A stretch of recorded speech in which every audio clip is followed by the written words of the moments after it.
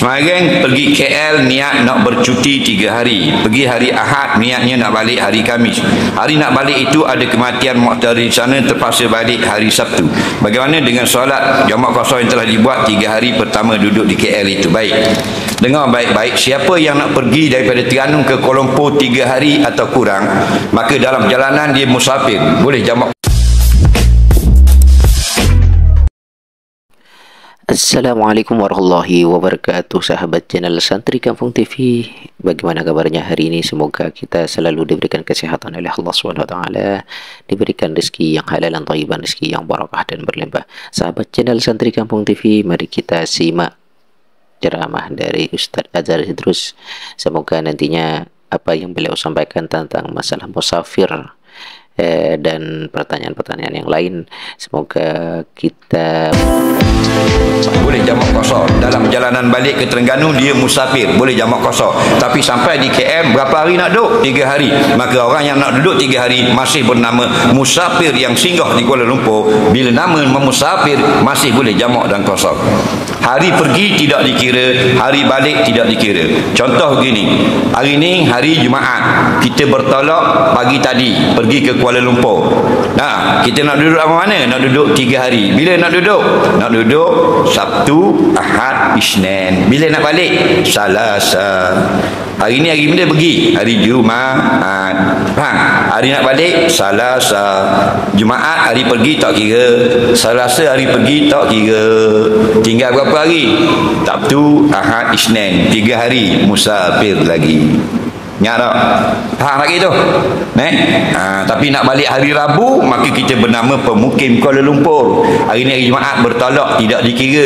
Rabu hari balik tidak dikira. Tinggal 4. Sabtu, Ahad, Isnin, Selasa. 4 hari duduk. Namanya pemukim Kuala Lumpur. Tak boleh jamak, tak boleh qasar. Tapi soalan ni dia nak duduk 3 hari saja, nak balik hari Isnin. Tiba-tiba hari Isnin mati pula pok saudara dia, dengar dia nak balik derah, kejut mati. Contoh. Maka hari yang 3 hari sudah dia jamak, hukumnya sudah sah. Ini pandangan sebagian fuqaha. Okey. Soalan seterusnya,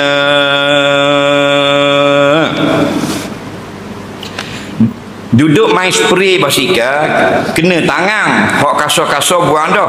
Sari nampak hak aluh-aluh. Hak aluh di maaf. Al-qalil kal adami. Sikit aluh sangat seperti tidak ada. Faham? Sunat kita bersih licin. Tapi haluh-haluh di maaf. Nampak terang, nampak terang. Cak apa cak tau? Abang nampak terang dia panggil. Tak boleh. Kena bersih. Kerana dia mani' min usul ma' ilal udwi. Bila besar dikira dia menghalang dari sampai air kepada anggota wuduk. Soalan seterusnya,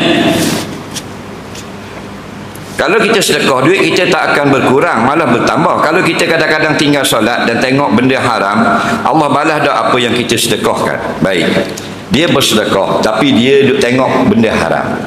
Contoh, dia suka tengok punggung awet. Dah irang tu cari punggung. Tapi berakhir sedekah. Faham? InsyaAllah kalau daripada duit yang halal, Allah terima. La yaqbalullahu salat, la yaqbalullahu sadaqatan min ghulul. Allah Taala tidak penerima daripada perniagaan yang tipu daya. Contohnya harta sengelak.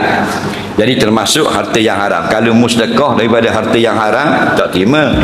Jadi musdekah dapat pahala insya-Allah, dan mu tengok yang haram itu dosa. Jadi istighfar. Soalan seterusnya, masa rakaat dan sujud boleh tak baca subhanallah sekali je? Dia nak baca sekali je, tapi tengok punggung apa-apa. Tapi sujud nak baca sekali. Patutlah baca banyaklah. Dah mu suka tengok benda haram. Dia begini. Itu bukan rukun semayang, itu sunat semayang. Dan sunat itu sunat hai'ah, baca tasbih dalam rakaat dan sujud. Nabi membaca 3 kali. Nampak? Nabi membaca 3 kali. Dan ada riwayat Nabi membaca 2 kali. Dan sekali. Itu semuanya menunjukkan harus. Jadi sekurang yang sempurna 3 kali. Bila kita perlu bergerak cepat, sekali sudah memadai. Contoh, waktu sudah pendek, atau kita sedang semayang dan imam sudah mendirikan solat fardu, kita sekalikan sudah di dalam solat sunat kita, subhanallah subhana rabbiyal a'la, dan terus angkat. Tapi kalau kita tak ada apa-apa, 3 kali itu yang terbaik. Soalan seterusnya, apakah hukum sebelum solat fardu Bilal membaca surah Quran dengan sangat kuat dan mengganggu orang? Dia bacaan-bacaan ayat Quran pada speaker, pada pembesar suara, itu bukan sunnah. Jadi kita bacakan mengikut keadaan. Adapun azan, dia adalah syiar, lebih kuat lebih baik. Siapa dengar, siapa ke Pulau Kapak bang di Koreba, tak apalah, itu syiar. Adapun tarahim, bacaan sebelum subuh, bacaan sebelum zuhur, maka jika tidak mengganggu, tak ada masalah. Jika ada komplain daripada orang budak-budak tak boleh nak tidur dan sebagainya, maka kita sedang-sedang. Khairul umuri awsatuha. Maknanya jiran-jiran pun dapat mereka senang hati, kita Bilal pun senang hati dapat baca juga, walaupun tidak sekuat baru-baru ni. Faham lagi? Itu yang terbaik. Soalan seterusnya,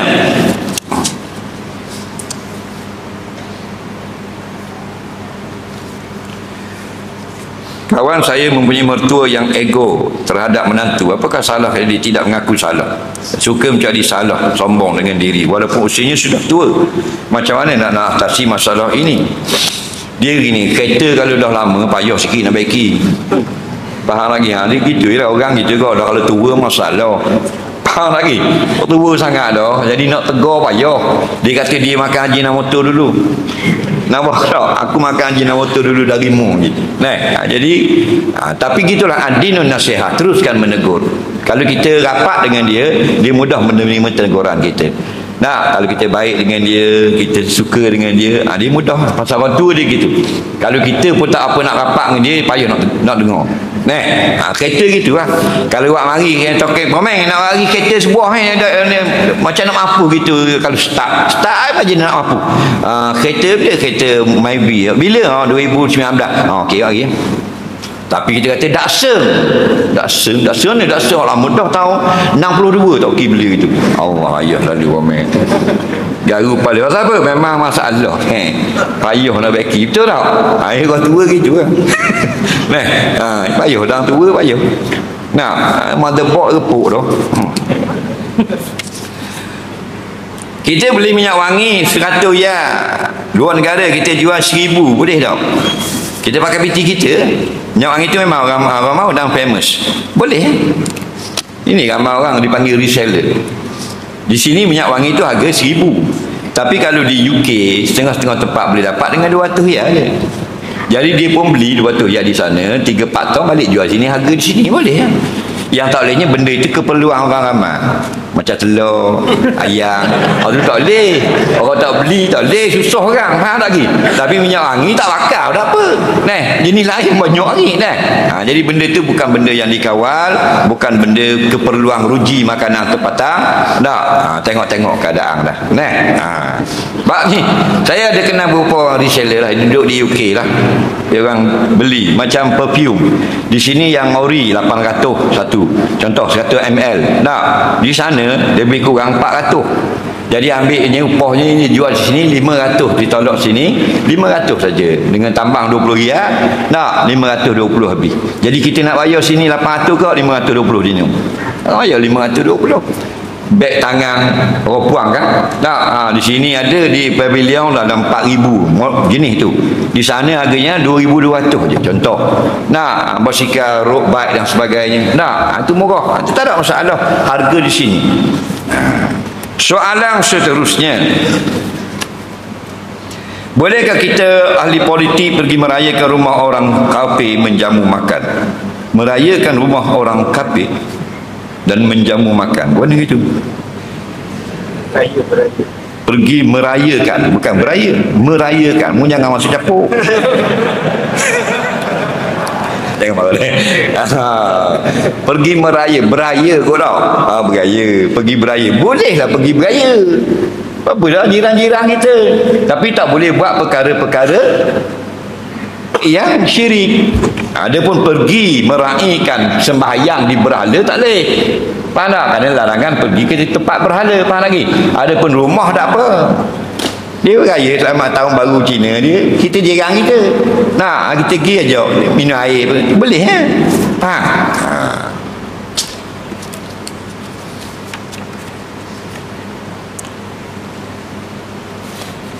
Islam ajar kita kahwin orang jauh. Kalau keturunan Said berkahwin sepupu sepapat, anak beranak yang Said Yaman dengan Said Lubnan, tak ada masalah kan? Lah, apa dah masalah pun boleh kan? Nah, dia kata kalau keturunan Said Yaman nak kahwin dengan Said Lubnan, boleh dah. Asalkan hak Lubnan tu nak kamu. Faham lagi? Nah, ada masalah kan? Cuma kalau kita jauh, bukan Nabi, bukan agama suruh kahwin yang jauh. Maksudnya kalau dia di luar daripada keluarga lebih afdal. Bukan makna jauh ke Kalibat cari orang minum Surabaya kan gitu leloh kan. Maksud jauh ni bukan jauh apa benda ni, destinasi jaraknya tu. Jauh itu dari segi nasab. Jadi kalau kahwin sepupu dia dekat sangat. Faham lagi? Jadi mak kita adik-beradik. Jadi hak tu ledah. Jadi tidak berkembang keluarga itu. Jadi kalau kita kahwin tak ada kena-mengena, Kalibat kahwin dengan hak Sungai Lembing, tak ada kena-mengena. Jadi 80 keturunan orang ini dengan 80 orang sini jadi anak beranak. Itu maksudnya. Soalan seterusnya,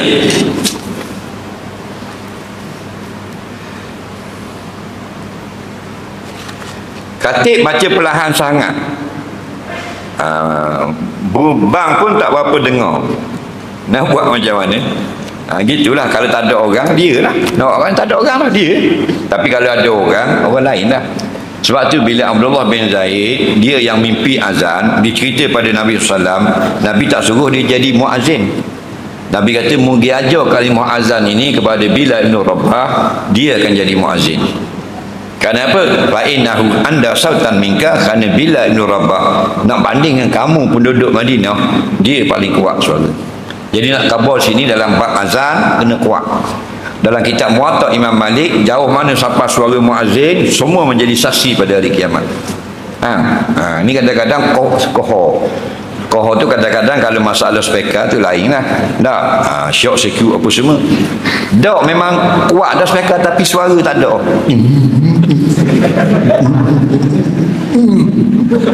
Jadi duduk kat kolah dak dengar dah. Dak mayang dah. Jadi susah lah orang ramai dah. Orang nak jawab pun dah cari padilat jawab azan tak boleh. Dak butik nah.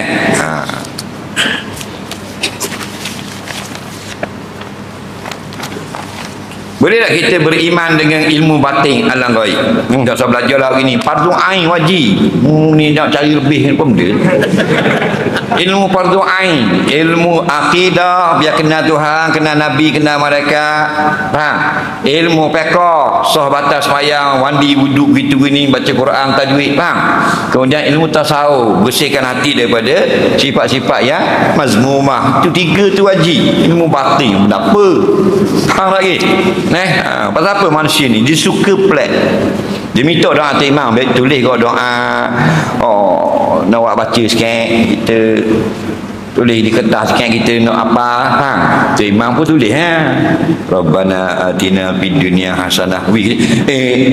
Tambah ni orang ramai hok pelik sikit. Ada gak orang gitu, tu imam tu dia molek ni molek ke dia daripada Quran ni. Nabi baca apa ni? Rabbana atina fid dunya. Tahu dah tapi bunyi je macam orang dengar orang tu kanjar lagi. Ada doa gitu. Tu imam panasang tulis dia pun baca dia baru doa bunyi pelik dah ambil mula. Ni masalah dah pelik dah kan. Nak zikir nak bunyi pelik. Tujuan dia. Ada orang nyekik tu. Dia tapi dah amal kapuan dia sekor 2. Kalau ramah punah negara. Dia berzikir bukan nak rapatkan diri pada Allah, bukan nak kasih sayang Allah. Berapa mu berzikir? Dia kata sebab kalau baca zikir ni 77,000 kali, kita renung gelas cok. Ada tau. Ada. Jadi bila dia gelong ke gelah, coh lah. Tapi kena baca 77,000 kali. Kita jawab, muda. Pada mu netakat nak gelah, jom. Tak ayah 77,000 kali sampai 2 hari lebih. Mu ambil tukur.